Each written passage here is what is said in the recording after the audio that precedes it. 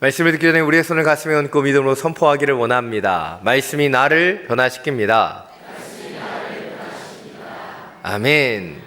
이 믿음의 선포와 같이 하나님 주시는 말씀이 우리의 영혼과 중심을 변화시키는 능력의 말씀이 되기를 간절히 축원합니다.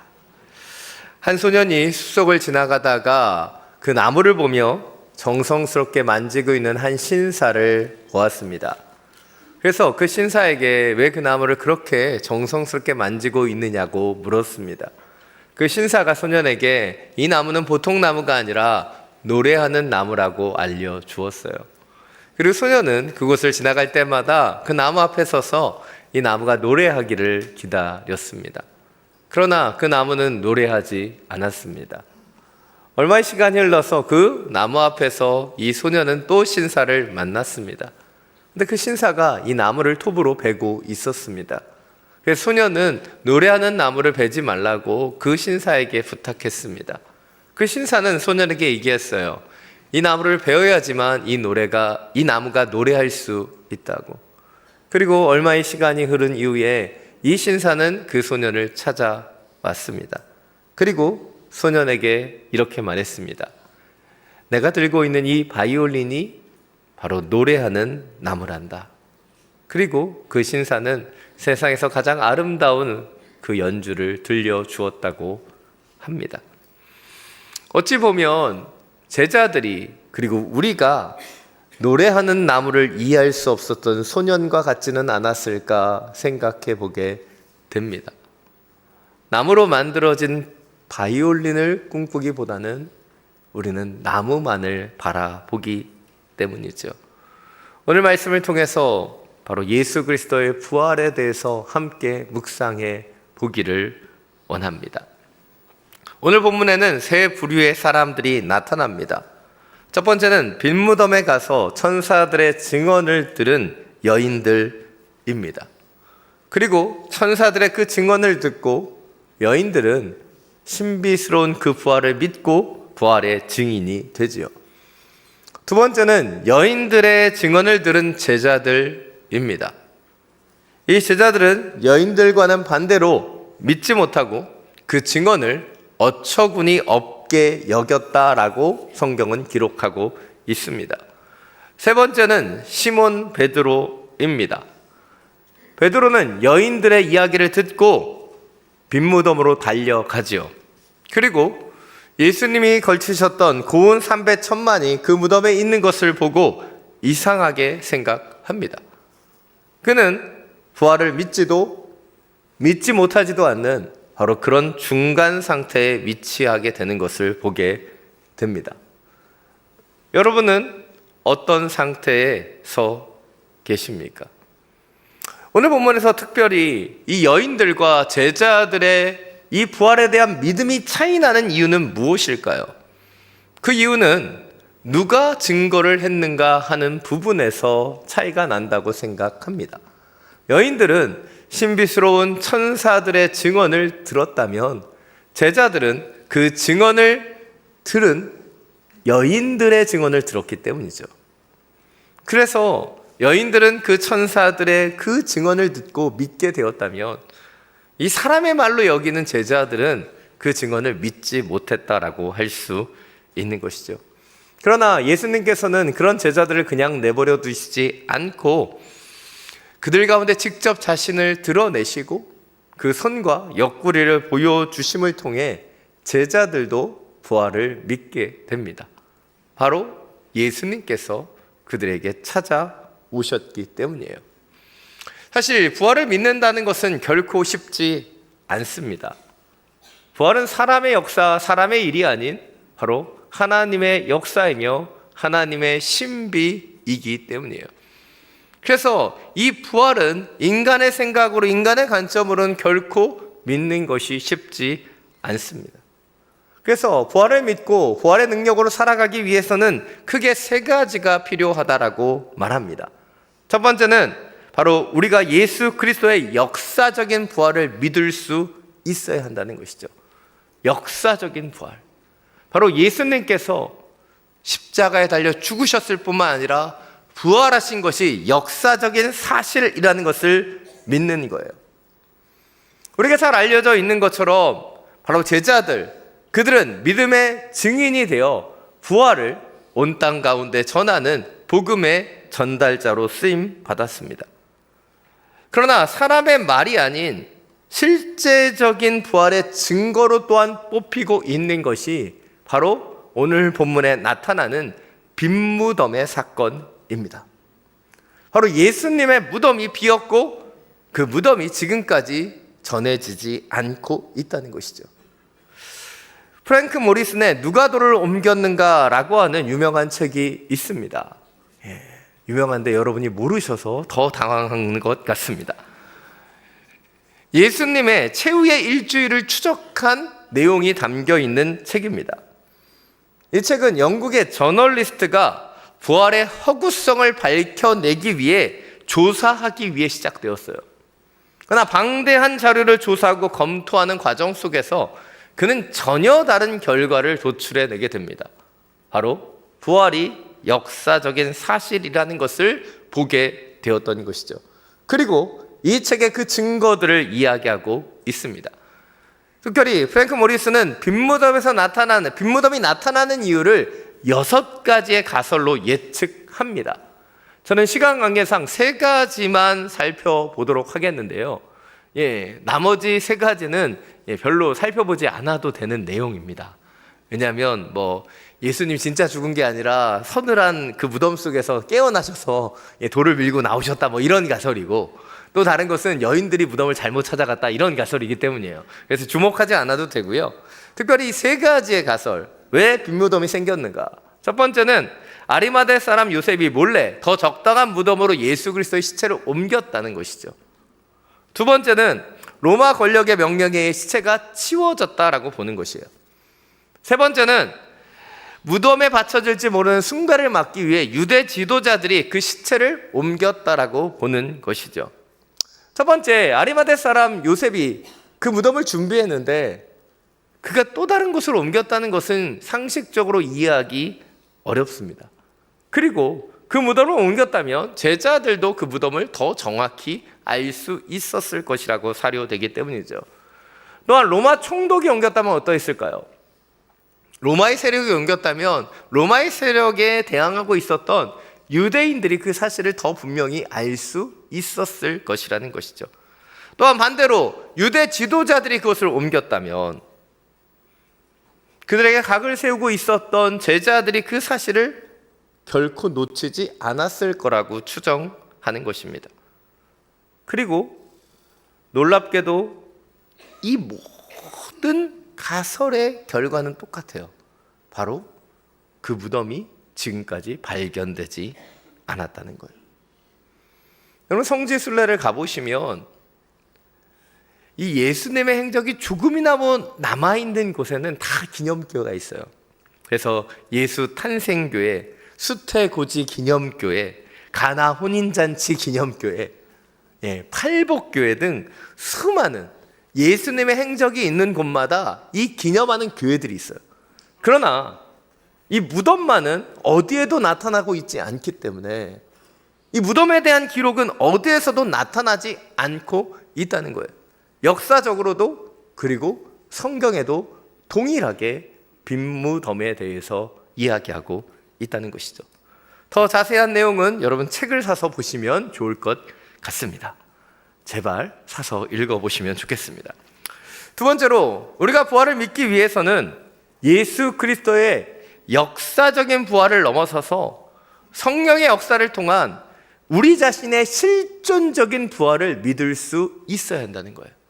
예수님만이 부활하신 것이 아닌 우리도 부활하게 될 주님의 자녀라는 사실을 믿을 수 있어야 한다는 것이죠. 이 실존적인 부활의 그 삶을 보여준 사람들이 바로 제자들이었고 믿음의 선진들이었습니다. 우리가 다 아는 것처럼 예수님의 제자들은 순교했습니다. 고통과 핍박 속에서도 그 복음을 전하는 것을 포기하지 않았고 부활의 증인으로 마지막까지 살아갈 수 있었어요. 왜입니까? 그들이 실존적인 부활을 믿었기 때문이죠. 자신의 생명이 이 땅에서 끝나는 것이 아닌 예수 그리스도의 부활의 목격자로 자신도 영원히 살 것, 영원히 부활할 것을 그들이 믿었기 때문이에요. 기독교의 역사는 순교의 역사라고 말할 수 있습니다. 수많은 믿음의 선진들이 탄압과 핍박 가운데서도 굴복하지 않고 순교할 수 있었던 것, 그것은 바로 실존적인 부활을 믿었기 때문이죠. 산 여러분, 저와 여러분 가운데도 이 실존적인 부활을 믿는 믿음이 임하게 되기를 원합니다. 마지막 날 우리는 이 땅 가운데 사라지는 존재가 아닌 부활 생명으로 영원히 살아가게 될 하나님의 자녀임을 믿게 되기를 원합니다. 마지막 세 번째로, 우리가 부활을 온전히 믿고 부활의 능력으로 살아가기 위해서 우리는 현재적인 부활을 믿을 수 있어야 한다는 것이에요. 여기서 현재적인 부활이란 날마다 우리의 삶 속에 반복되는 죄와 허물을 십자가 가운데 죽이고 예수 그리스도와 함께 다시 새로운 생명으로 살아나는 우리의 날마다의 여정을 말하는 것입니다. 우리의 상황 속에, 우리의 환경 속에 일희일비하며 흔들리는 것이 아니라 고난 속에서도 견고하며 슬픔 속에서도 소망할 수 있는 바로 그런 부활을 믿는, 부활을 살아내는 그리스도인이 되는 것을 말하는 거예요. 개인적으로 저는 한국교회의 가장 큰 약점이 이 현재적인 부활이라고 생각합니다. 한국교회 성도님들은 역사적인 부활도 믿고 또한 마지막 날에 일어난 실존적인 부활도 믿는다고 생각해요. 또한 하나님의 교회인 이 한국교회는 수많은 부흥도 영적인 체험도 있는 교회이죠.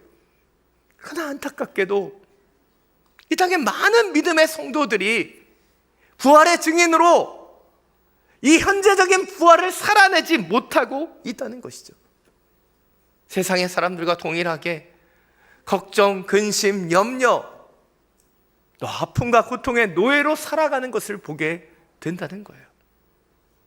산 여러분, 안디옥에서 예수님의 제자들이 그리스도인이라고 불려졌습니다.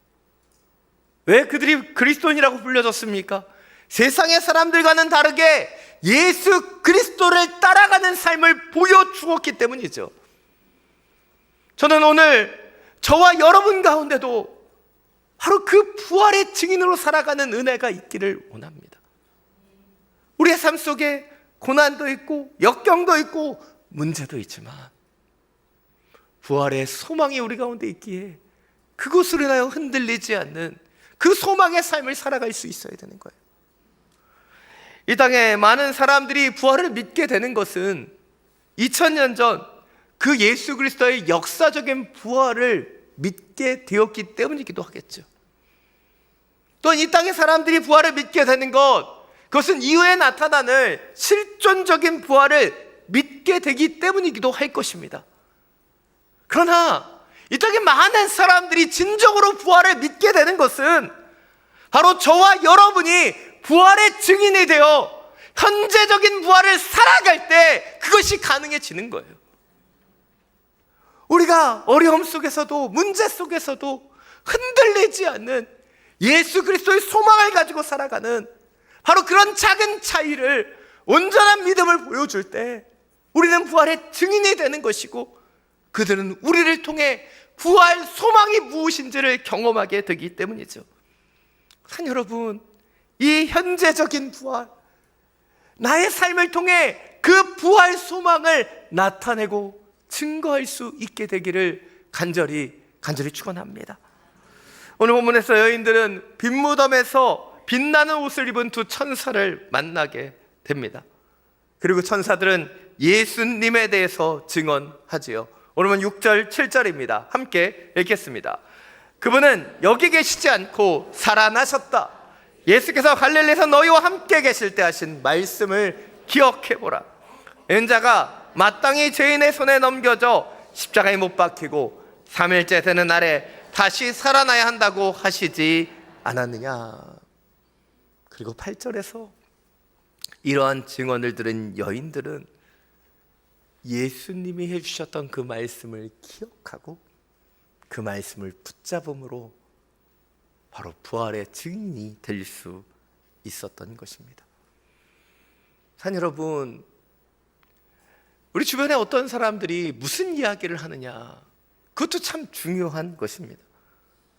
우리에게 부활의 증거를 이야기해주고 부활을 보여주는 수많은 사람들, 그 사람들을 통해서 우리는 부활을 믿게 되기도 하겠죠.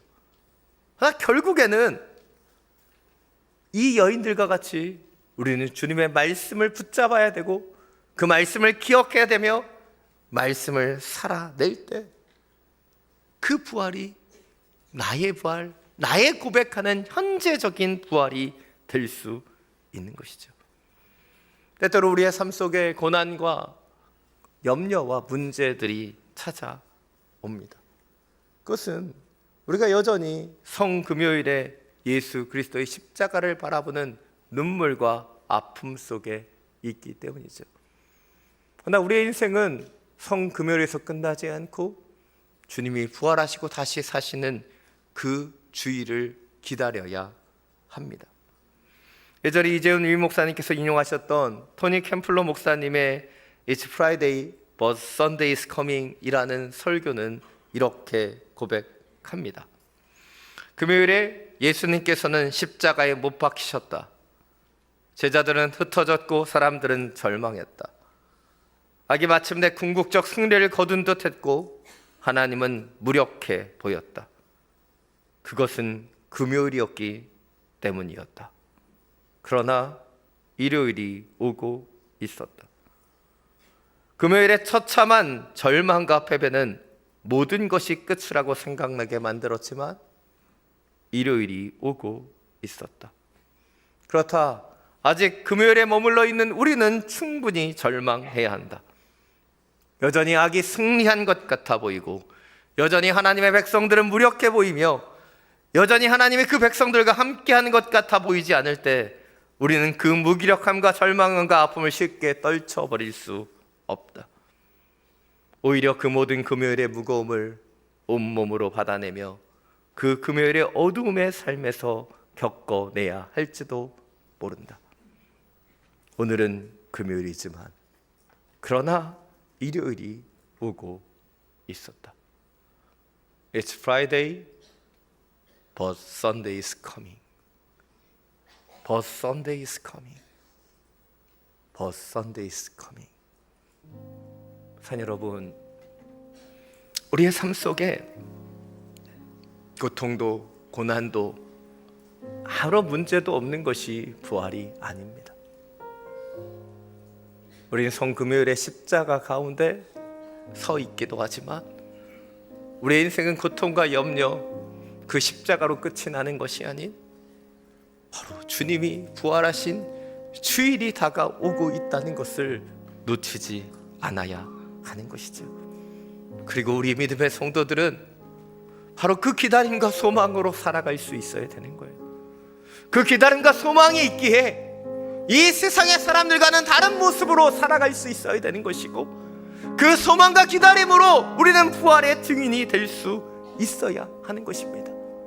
예수 그리스도의 부활, 그것은 역사적인 사실이며 우리 가운데 일어날 실존적인 사건이지요. 그리고 또 오늘을 살아가는 우리 가운데 임해야 되는 하나님의 손길임을 놓치지 않기를 원합니다. 다시 한번 부활의 증인으로 우리를 부르신 그 주님의 은혜를 바라보며 날마다 부활 소망으로 살아가는 저와 여러분이 되시기를 간절히 축원합니다. 이 시간 살아계신 주 함께 찬양하겠습니다. 주 하나님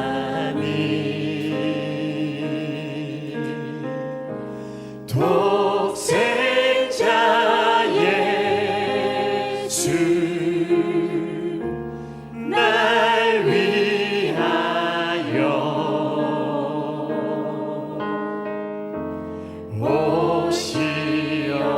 오시었네. 내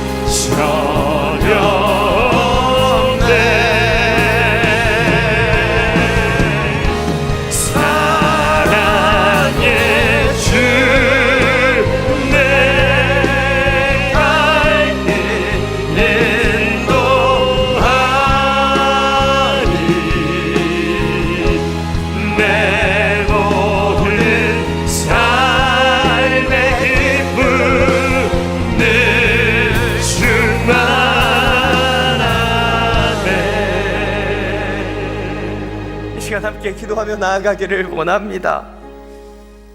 지금 우리의 삶 속에 찾아오고 있는 걱정과 근심은 무엇입니까? 부활 생명을 보지 못하게 하는 우리의 문제들은 무엇입니까? 자녀 여러분, 오늘 예수님이 부활하셨습니다. 우리를 위해 십자가를 지셨던 주님께서 우리를 새롭게 하기 위하여 부활로, 소망으로 우리 가운데 찾아오고 계시지요. 이 시간 함께 기도할 때 주님, 현재적인 부활을 살아갈 수 있는 주님의 자녀 되게 하여 주옵소서. 근심도 문제도 연약함도 걱정도 있지만 예수 소망으로 살아갈 수 있도록 주여 우리를 새롭게 하여 주옵소서. 부활이며 생명 되시는 예수 그리스도께로 나아가는 이 부활절이 되게 하여 주옵소서. 주님의 이름만 부르고 함께 기도하며 나아갑니다. 주여, 살아계신 주,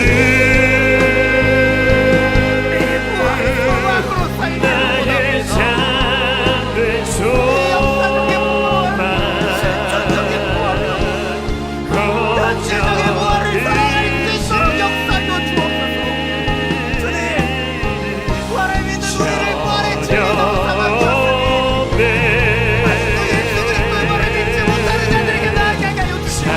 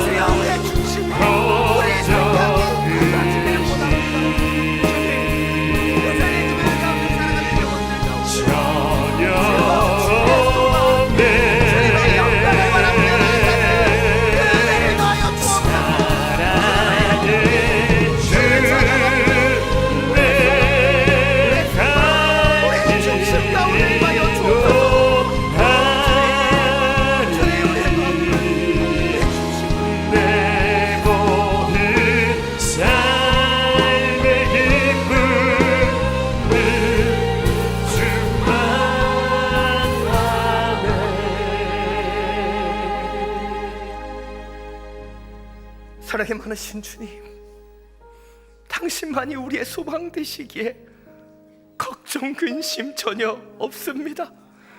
사랑의 주님이 인도하시는 그 길을 걸어가오니 주여 우리 가운데 주님으로 인해 찾아오는 기쁨으로 충만케 하여 주옵소서. 우리의 소망 되시는 주님, 부활 생명 되시는 주님을 찬양합니다. 부활의 감격, 부활의 기쁨, 부활의 소망으로 채우시고 함께하여 주옵소서. 예수 그리스도 이름으로 기도드립니다. 아멘.